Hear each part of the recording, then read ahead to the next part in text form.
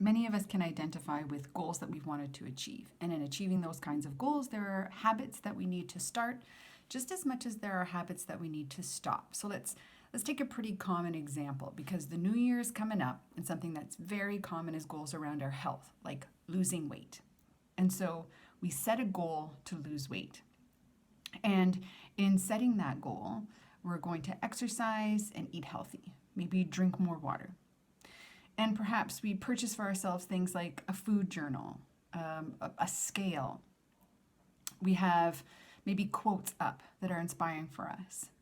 And something that we may or may not be doing, especially if we live with other people, is we may or not be changing what is readily accessible to us. So our cupboards remain filled with the kinds of foods that aren't helping us to achieve our goal.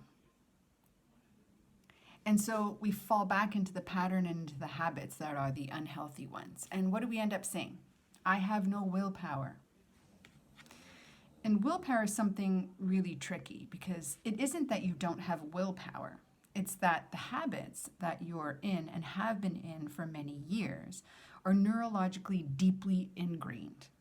And the new habits that you need, the healthy habits that you need to achieve those healthy goals, are not deeply ingrained enough. And so the draw towards the deeply ingrained habits is where you find yourself turning. And we say to ourselves, I have no willpower, because that's what we irrationally think is happening. And when do we irrationally think? It's when we're emotionally charged. See, when we set goals and we have a difficult time achieving them, what ends up happening is we shame ourselves, we blame things, we have a lot of guilt. A lot of those emotions are very uncomfortable emotions to have. And when we have them, our amygdala gets hijacked and we spurt out things that are irrational. So it isn't that we don't have willpower, it's that the habits that are old are still too easy and too desirable. So James Clear wrote an exceptional book called Atomic Habits. And in it, he talks about one of the steps to achieving goals where we must change our habits is to make the current habits inaccessible, undesirable, and very difficult for us.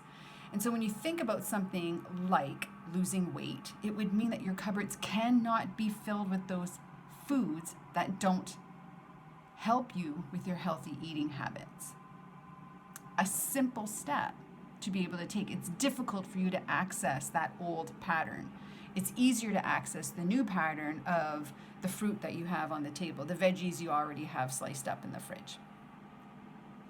And so when we look at the emotional undertone that exists, we're looking at a couple of emotional intelligence skills that help with, I have no willpower, that help with the emotional charge.